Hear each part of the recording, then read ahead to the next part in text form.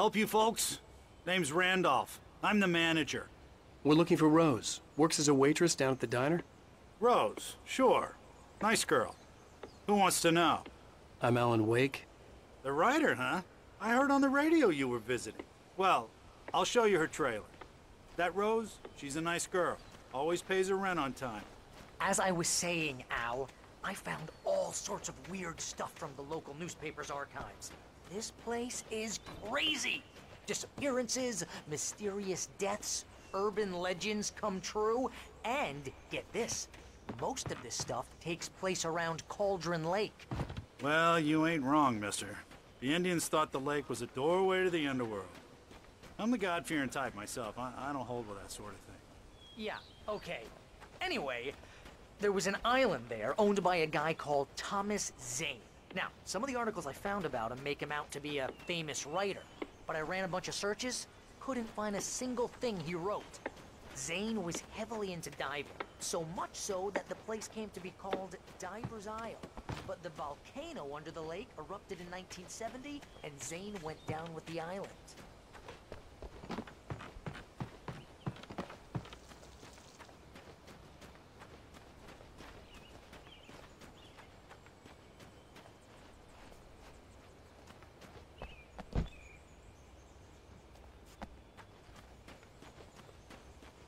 Come on, mister. I'll take you to Rose's trailer.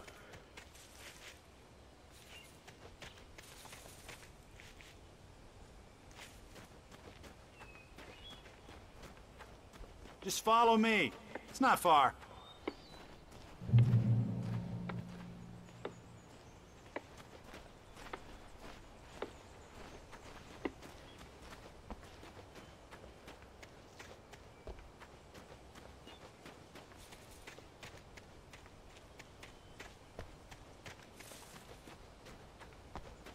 Listen, I got things to do. This place don't run itself.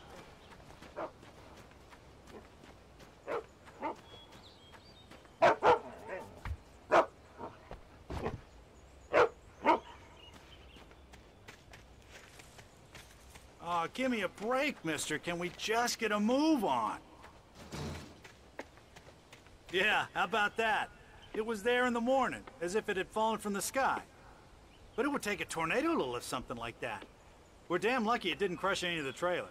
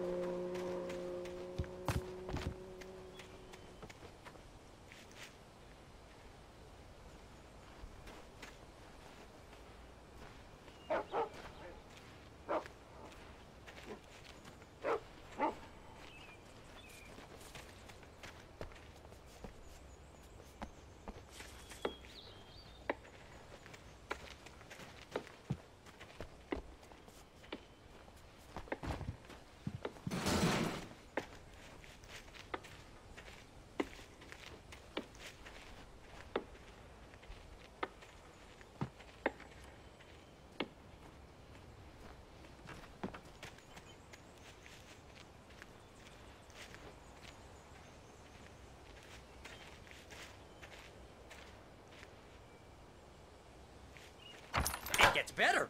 A local girl, Barbara Jagger, drowned in Cauldron Lake just a week earlier. They were lovers. Sure, Jagger's a local spook story. The Scratching Hag. Comes for you in the dark. Childish stuff like that. Anyway, Al, I'm just getting to the best part. All of the articles about this stuff were written by Cynthia Weaver.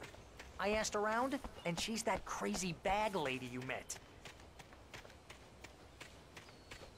Yeah, anyway, she knew both Jagger and Zane before they both died, and she had some kind of a breakdown.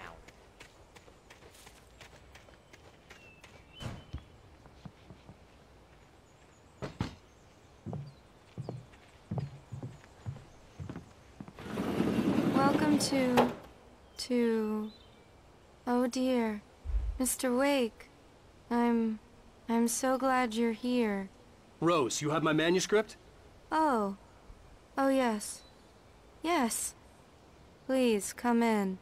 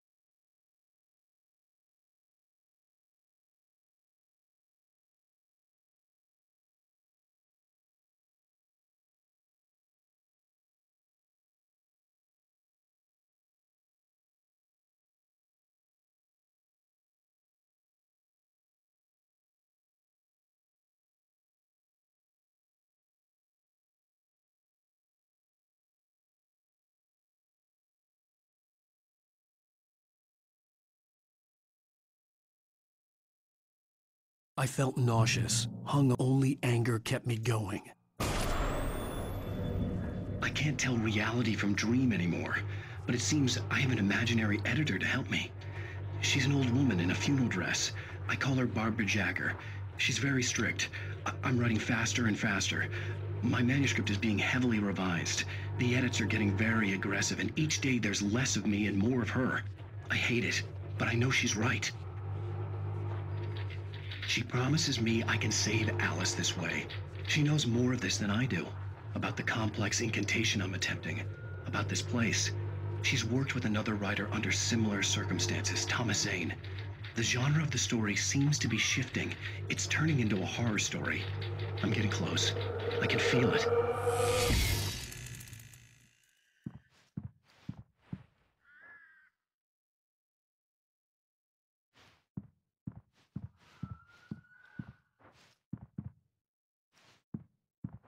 Rose took a day from me. I had less than 12 hours left to meet the kidnapper.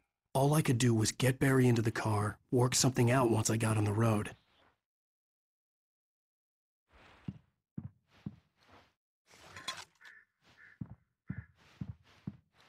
Barry was out of it. He was way too heavy to carry. You're right. I deserve more money. I'm so handsome. Welcome to the Oh Dear Diner. What can I get you today? Coffee? I couldn't work up much hate for Rose. Something had used her to get to me and left its mark. First refill is free. Milk and sugar on the counter there. Would you like to hear today's specials? Thank you. A nice day. Come back soon.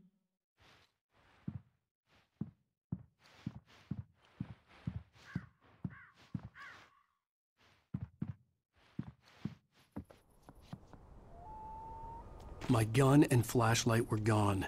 I'd have to find a way to get Barry into the car as quickly. Mr. Randolph liked Rose. That little smile she had. How she was still sweet when life had tried so hard to make her bitter. It wasn't any of his business what she did in her trailer. But those strangers, the writer and his smart-ass sidekick, looked like trouble. And they'd been in there for hours, way past her normal bedtime. He reached for the phone and called the sheriff's station. Possible. There was no time to waste.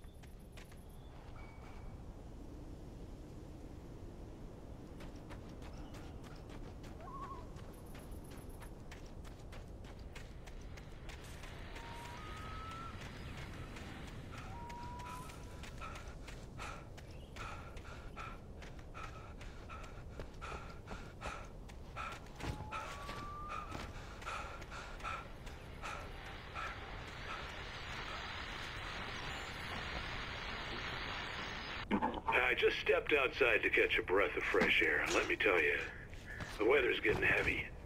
Nights like this make me especially glad I'm here talking to you and not home in bed. Once the weather takes a turn like this, I can't sleep at all. It's all tangled bed sheets and dark thoughts, punctuated by the occasional plunge into nightmare. Is it just me? Well, perhaps it is. But I hope I can make the night a little bit easier to get through. Caller, you're on KBF FM. Hey, Pat, it's Walt Snyder. What's on your mind, Walt? Well, I ain't the way you are, but, well, I can't sleep either, you know? I just been staring out the window here, trying to make sense of it all, but, I ain't been drinking either, you know? Well, you sound like a man with a problem, Walt.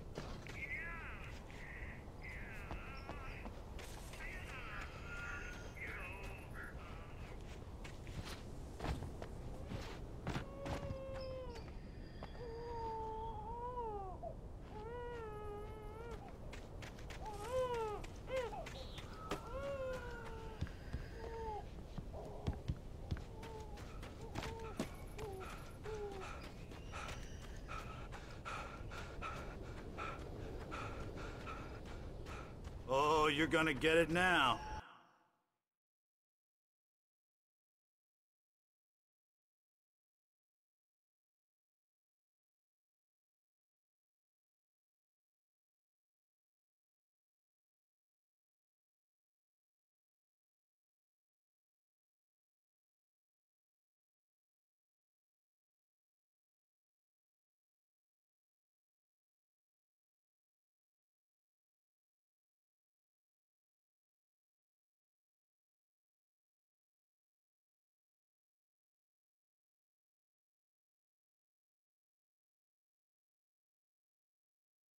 I hated to leave Barry behind, but there was no way I'd miss my appointment with the kidnapper. Give it a Hank. Come on. Make it easy on him. Move on. Get after it. Don't let him get away.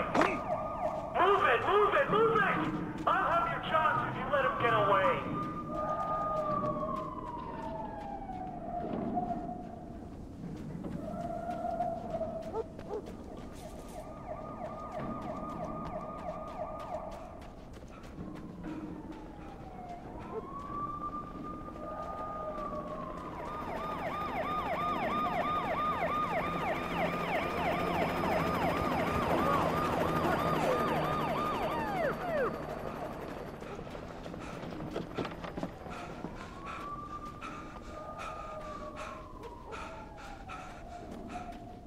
Stop running! Freeze! Okay, men, keep your eyes peeled. He's gonna try to make it through here. Oh, damn. Where did he go? Whoa! There he goes! Stop! Shut up, where did he go now? He was right there!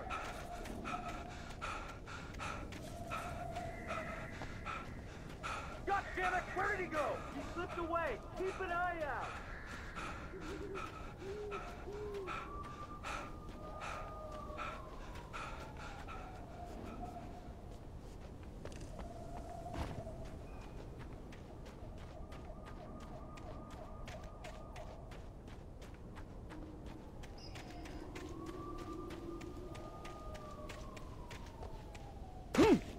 He's gone.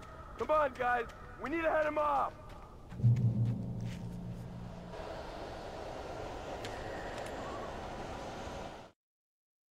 For decades, the darkness that wore Barbara Jagger's skin slept fitfully in the dark place that was its home and prison. It was hungry and in pain. It dreamed of its nights of glory when the poet's writing had called it from the depths and given it a brief, terrible taste of power and freedom. The rock stars had stirred it from the deep sleep the poet had sunk it back to in the end. When it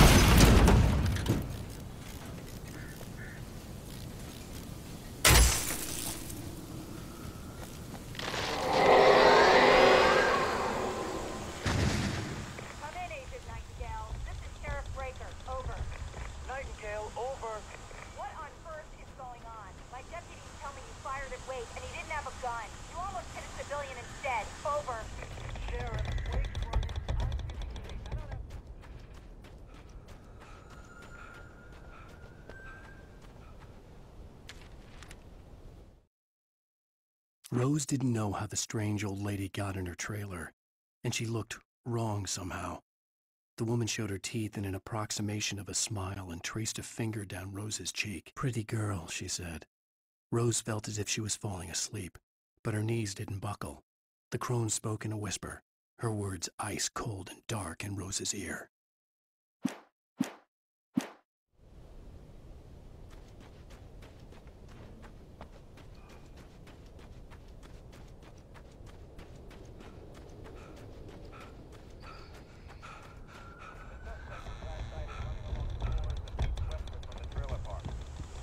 Advised that the suspect may be armed. Approach with caution. James out.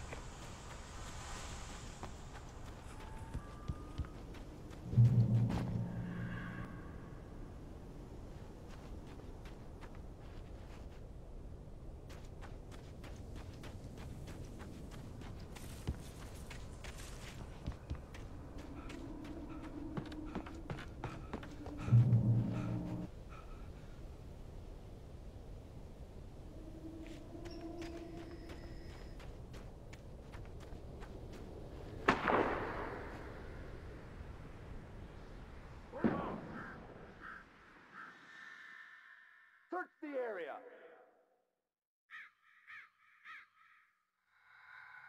Stay sharp. This way! Over here! Hey! Who's there?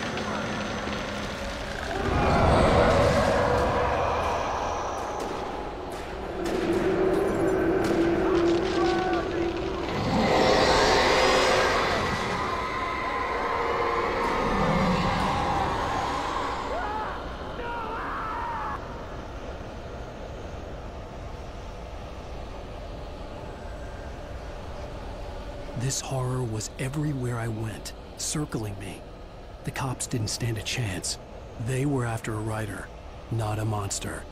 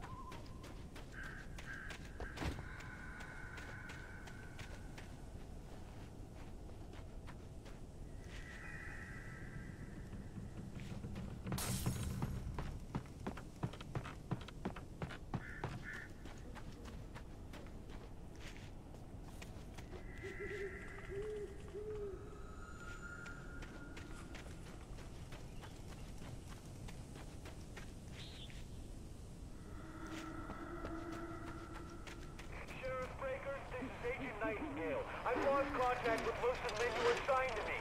It's waste doing. Wait, are you seriously telling me that geek writer just took out my deputies? Are you kidding? I mean, have you seen this guy? He wears a tweed jacket. Over. He's the guy we're chasing. If it's not him, who then? Bigfoot? Over. I don't know yet, but I'm not in the habit of jumping to conclusions. That tends to come back and bite you in the ass. Out.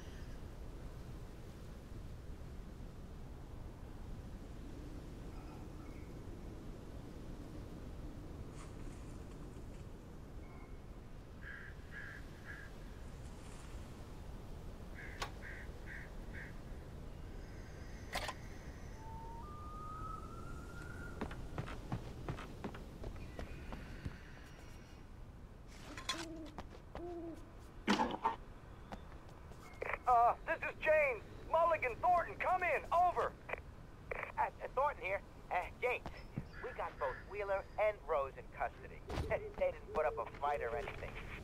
Why, they were... Hey, come on! Sit down and give me that.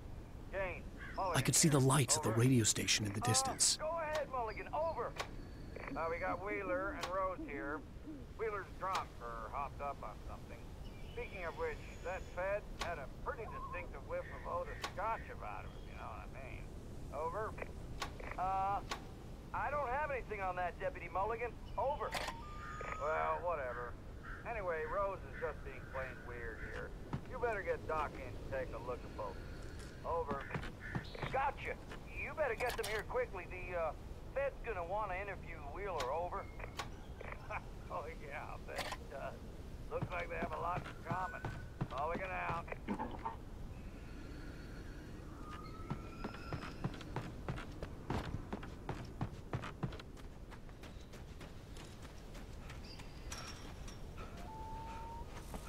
I imagined that the broadcast tower in the distance was part of the local radio station. Maine seemed like a decent guy. Perhaps he could give me directions to the coal mine.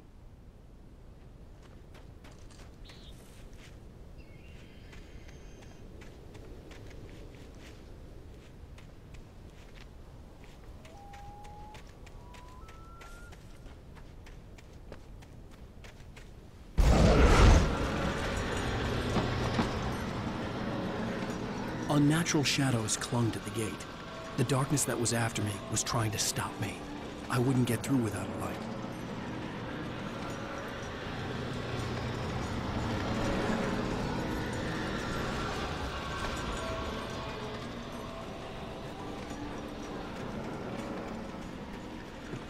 There was no power to the searchlight.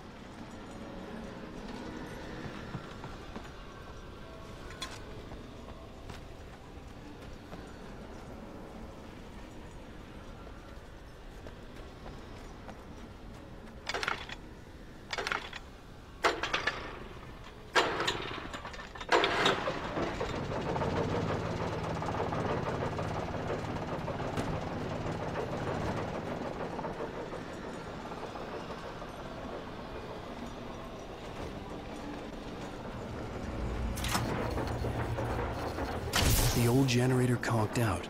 I'd have to see if I could fix it and try again.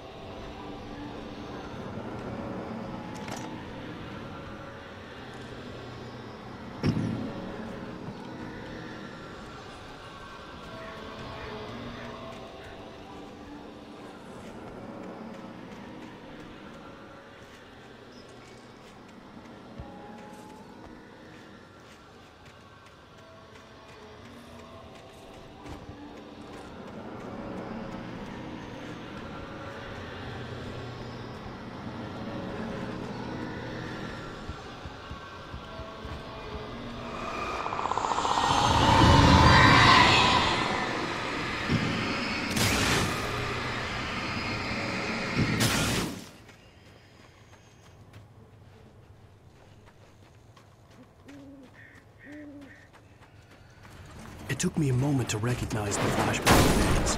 They were an ideal weapon for my situation. Team 1, come in. Over. Team 1, this is Sheriff Breaker. Report. Over. Team 2, come in. I need a report. Over. Come on, guys. Talk to me. Come in, please. Over.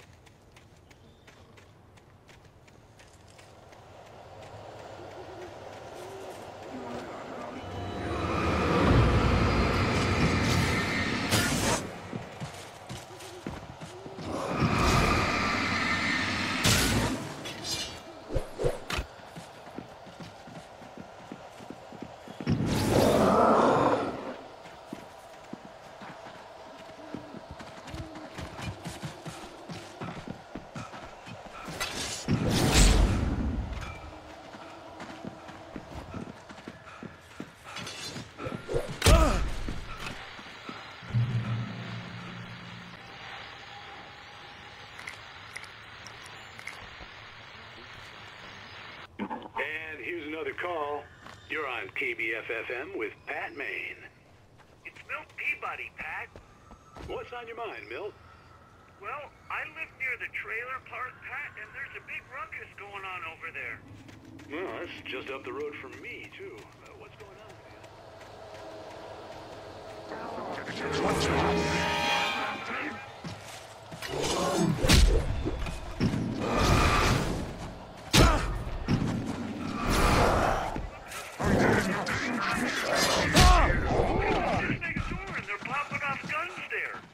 They're still shooting? No, it was maybe 10-15 minutes ago. It sounds serious, Pat. I'm telling you, it don't sound like no party. I'm certainly going to give the station a call, Milt.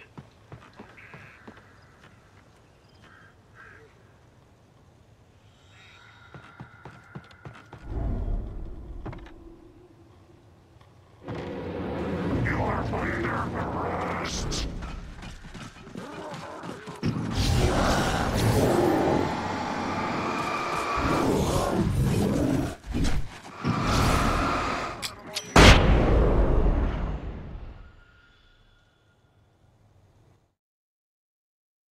Touched by the dark presence, Rose was lost in a dreamland where everything was drawn in black and gray crayons.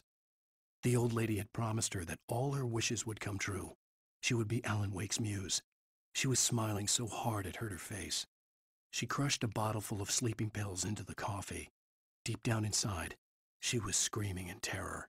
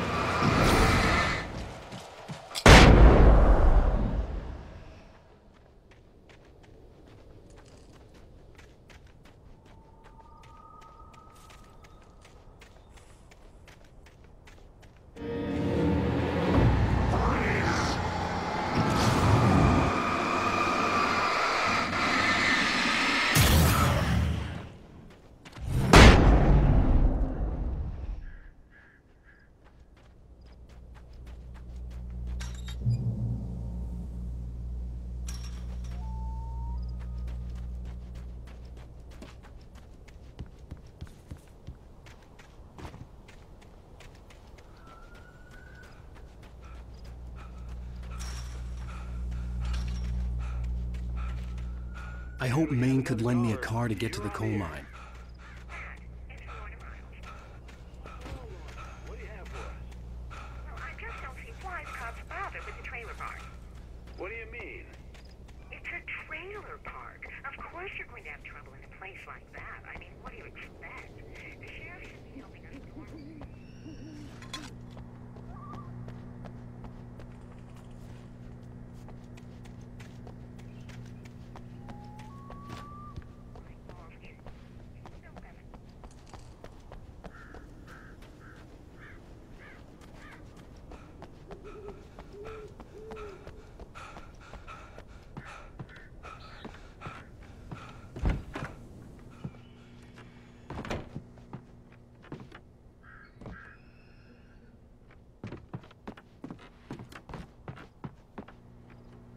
Oh, here's a little surprise.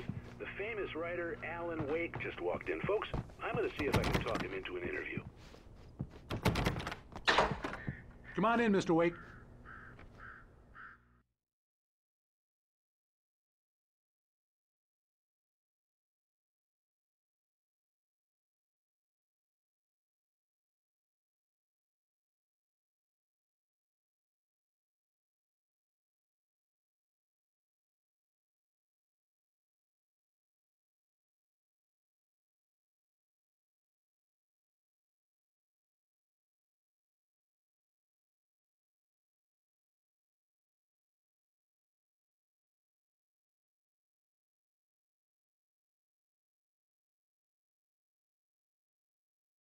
I'll get you, even if it kills me, you hear me?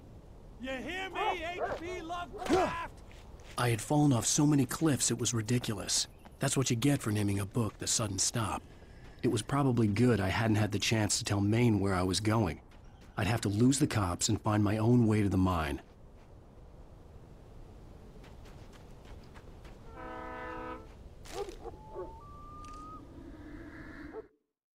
Nightingale stared through the broken studio window into the dark woods. He turned around, started to walk out, but Maine grabbed his arm. "Young man, you almost shot me. You don't shoot off rounds at people like that. What's the matter with you?" Nightingale shook his arm free, marched out. His cheeks burned with rage and humiliation.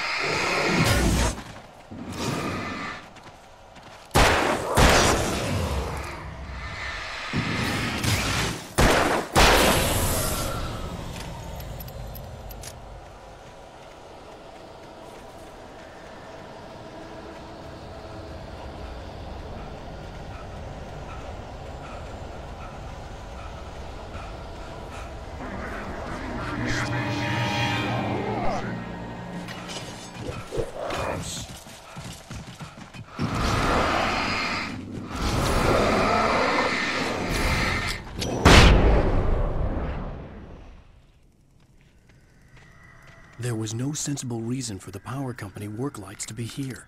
It was almost as if they'd been left for someone like me to use.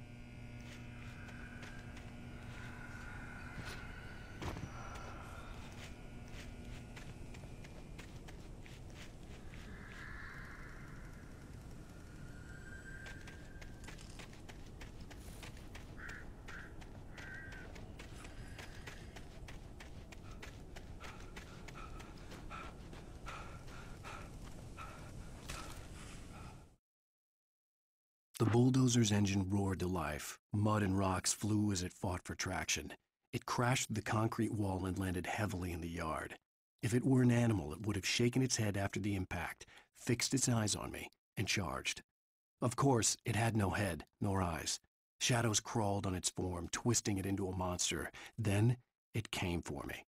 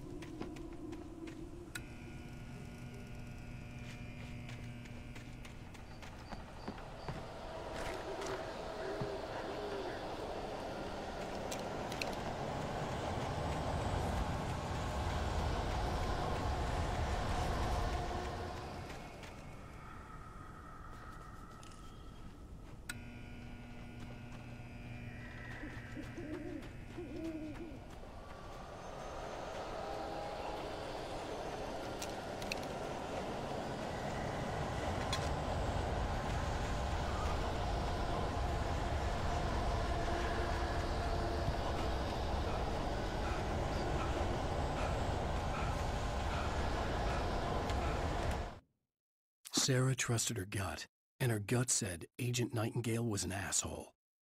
He felt wrong, and it wasn't just the smell of stale booze. It was in the way he flashed his badge, pulled rank, the look in his eyes when he wanted answers. Where was Alan Wake? What was this about an accident?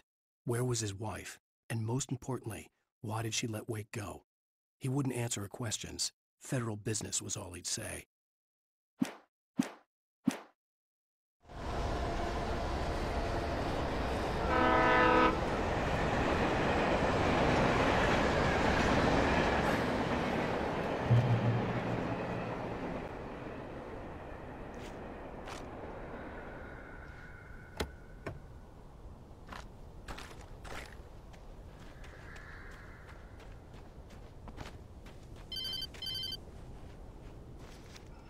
Hello? The most stubborn man I've ever met. Alice? Alice? Alan. Alan. I'm so afraid. Keeps me in the dark. Please help me. I look at you, Alan, and it's not you. Something else. Looking out from behind your eyes. Alice, I'm here. I'm so alone here. It's all gonna go to hell. You need to be careful. Cooperate. The connection had been terrible, but that wasn't the only thing that hadn't been right with the call. She sounded wrong somehow, but she had called me.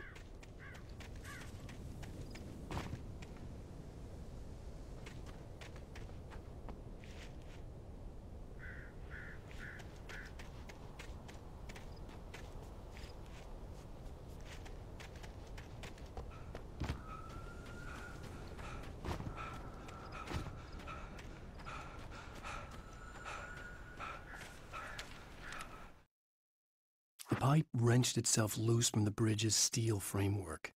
Wrapped in darkness, it floated in midair, twitching. For a moment, I didn't understand what I was looking at. The heavy object lurched at me with impossible force. I threw myself out of the way, but just barely. When I turned my flashlight on it, it shook in a dark rage before it flew at me again.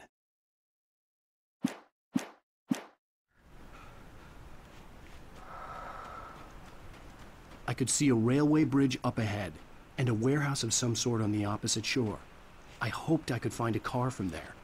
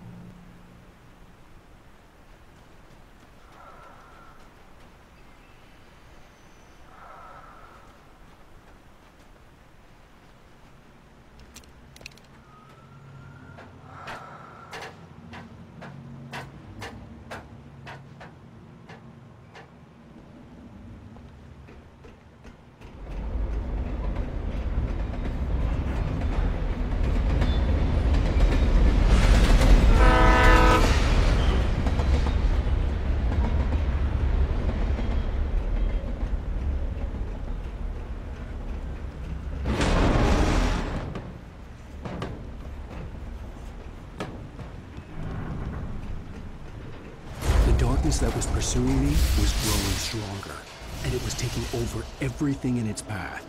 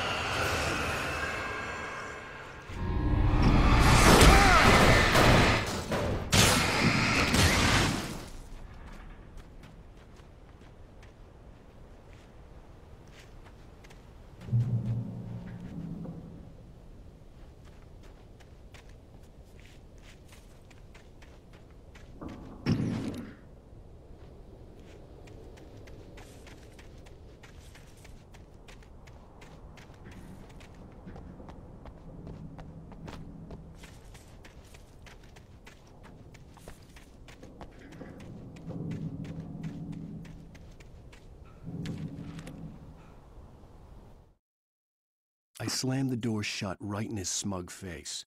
He pleaded for me to open the door. True to form, the asshole actually thought I would obey.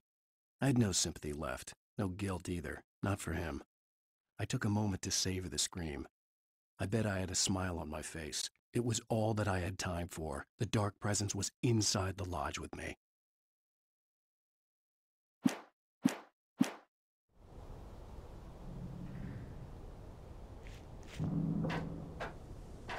As a teenager, just starting to get interested in writing, Stephen King had been a source of inspiration to me. I thought about all the inanimate objects that had come to life in his books, safe in a good horror story. Certainly not the protagonist. That's what makes them fun. This was anything but. The darkness could possess anything, and it was getting closer.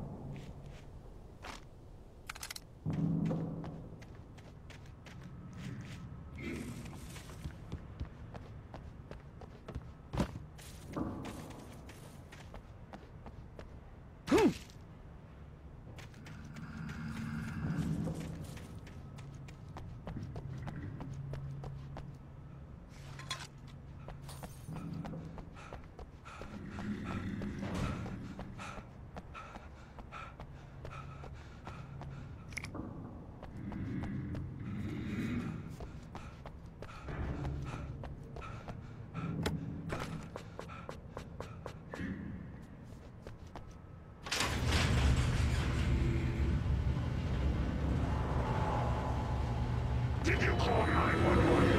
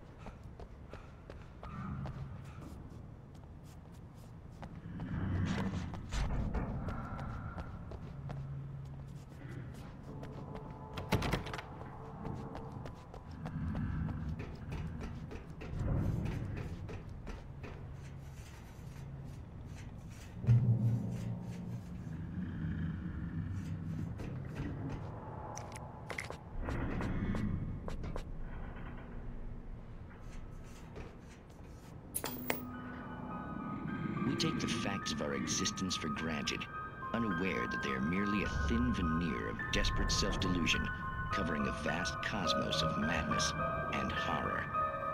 All too often, the stars are right. In Night Springs. Tonight's episode, A Family Occasion.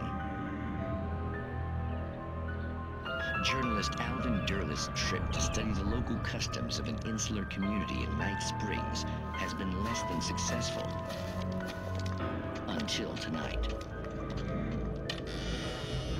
Well, I'm glad you changed your minds about this. Ancient customs, local mythology. My editor loves this kind of stuff.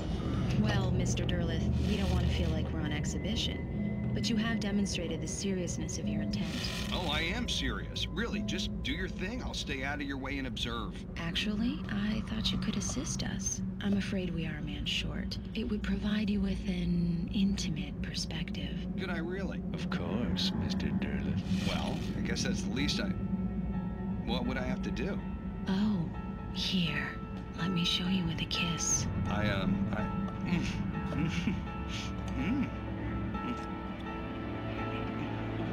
What did you...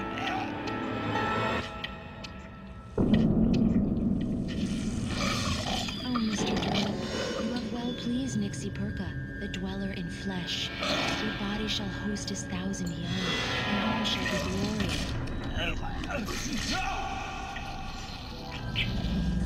Shh, darling, be calm. Shh. Alvin Derleth learned a harsh lesson. If you go looking for mythology, it may come looking for you. And such quests always bear fruit. In Night Springs.